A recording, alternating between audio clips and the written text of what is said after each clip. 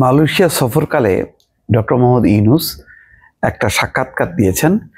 সেখানে যে বক্তব্য দিয়েছেন তার মধ্যে একটা গুরুত্বপূর্ণ পয়েন্ট হচ্ছে, বিচার ও সংস্কার ছাড়া নির্বাচন হলে পুরনো সমস্যা ফিরবে। তিনি বলছেন যে বিচার এবং সংস্কার ছাড়া নির্বাচন হলে পুরনো সমস্যা ফিরবে। এই কথাটার সাথে কিন্তু আবার মিলে যাচ্ছে জামাত এবং এনসিপির। তাহলে কি ডক্টর মোহাম্মদ ইউনূস নির্বাচন দিতে চান না? ফেব্রুয়ারিতে কি তাহলে নির্বাচন হচ্ছে না? এমন প্রশ্ন কিন্তু অনেকে করেছেন। অন্তত এই শিরোনামটা দেখলে মনে হবে যে তাহলে তো সেই আবার পেছনে ফিরে গেল। এটা এরকম এইভাবে ব্যাখ্যা করা যায়, আবার অন্যভাবেও ব্যাখ্যা করা যায়। যেহেতু হাতে 6 মাস সময়, ডক্টর মোহাম্মদ ইউনূস কি বলেছেন? যখন নাকি লন্ডনে 13ই জুন যে চুক্তি হয় বা যৌথ ঘোষণা হয়, সেখানে বলেছেন যে বিচার এবং সংস্কারের অগ্রগতি সাপেক্ষে নির্বাচন হবে ফেব্রুয়ারির প্রথম ভাগে।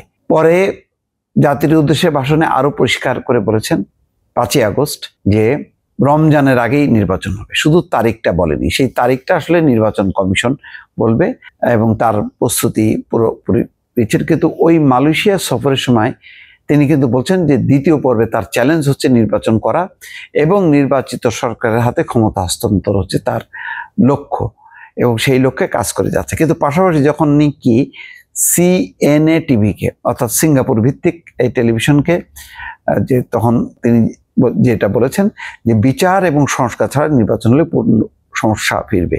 বিষয়টা ছিল এমন যে ডক্টর মোহাম্মদ ইউনূস কেন এত দেরিতে নির্বাচনটা দিচ্ছে, তখন তিনি বলার চেষ্টা করেছেন, আমি যেটা বুঝি যে বিচার এবং সংস্কারের জন্যই আসলে এই সময়টা লেগেছে।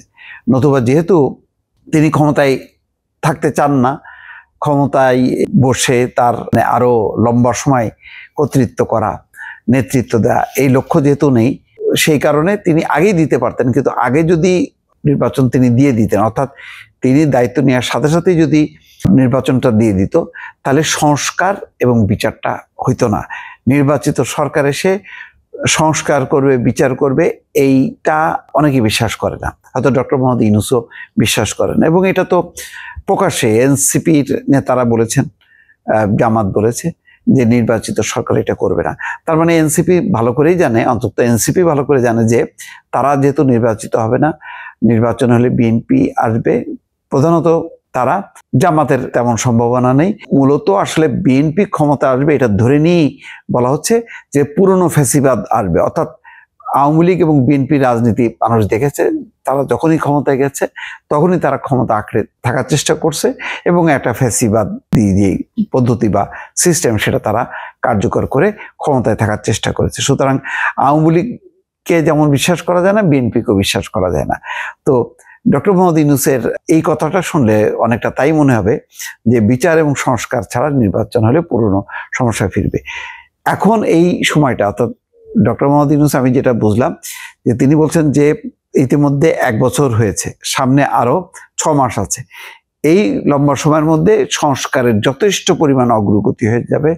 জুলাই সনদ হবে এবং সংস্কারের মৌলিক, বিশেষ করে তত্ত্বাবধায়ক সরকার ব্যবস্থার ব্যাপারে ঐকমত্য হবে। পার্লামেন্টের যেই দ্বিকক্ষের পার্লামেন্ট, সেটার ব্যাপারে হয়তো সিদ্ধান্ত হবে। আরো বেশ কিছু বিষয়ে এক ব্যক্তি 2বারের বেশি ক্ষমতায় থাকতে পারবে না, প্রধানমন্ত্রী পদে থাকতে পারবে না, এরকম অনেকগুলো বিষয় যেহেতু ঐকমত্য হবে, সুতরাং সেটা তো হলো। আর এর মধ্যে বিচারের একটা রায়ও হয়ে যাবে 6 মাসের অনেক আগেই দোষী সাব্যস্ত হবে। ইতিমধ্যে শেখ হাসিনার একটা বিচারে তাকে দণ্ড দেওয়া হয়েছে, 6 মাসের দণ্ড দেওয়া হয়েছে। রাষ্ট্রদ্রোহের মামলা হয়েছে, সেখানেও দণ্ড পাবেন। এছাড়া তো গণহত্যা আছেই। এবং চৌধুরী আব্দুল্লাহ আল মামুন যেভাবে বলছে, অডিও ক্লিপ যেভাবে ফাঁস হয়েছে, তাতে পরিষ্কার যে শেখ হাসিনার দণ্ড পাওয়া একেবারেই সুনিশ্চিত। সুতরাং বিচারটাও হয়ে গেল, সংস্কারটাও আগালো। সুতরাং কেন এটা দরকার? এইটা হইলে পরবর্তী নির্বাচিত সরকার এসে এই জায়গা থেকে আর ব্যাক করতে পারবে না। সেই কারণেই তিনি বলছেন যে সংস্কার এবং বিচার ছাড়া যদি নির্বাচন হয়ে যায়, তাহলে সেই পুরনো সমস্যা বলতে কি বোঝাচ্ছেন? আবার সেই ফ্যাসিবাদের আগমন ঘটবে। সুতরাং যথেষ্ট পরিমাণ সংস্কার এবং বিচারটা হইতে হবে, এইটাই তিনি বলার চেষ্টা করেছেন। কিন্তু সাদামাটা ভাবে বললে মনে হবে যে না, তিনি বোধহয় তাহলে ওই যেহেতু বিচার সংস্কার ছাড়া নির্বাচন হলে সুতরাং তিনি নির্বাচন চান না, এমন একটা পারসেপশন অনেকের মধ্যে চলে আসতে পারে।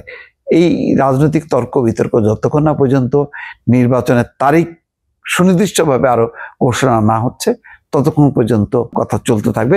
তবে আমি যেটা মনে করি, আন্তর্জাতিক সম্প্রদায়ের কাছেও ডক্টর মোহাম্মদ ইউনূস যেহেতু কমিটমেন্ট করেছেন যে রমজানের আগেই ফেব্রুয়ারির প্রথম ভাগে নির্বাচন, এবং বিদেশি কূটনীতিকরা সেভাবে দৌড়ঝাঁপ করছে, আমার ধারণা এখান থেকে পিছানোর কোনো সুযোগ নেই। দর্শক ভালো থাকবেন, আল্লাহ হাফেজ।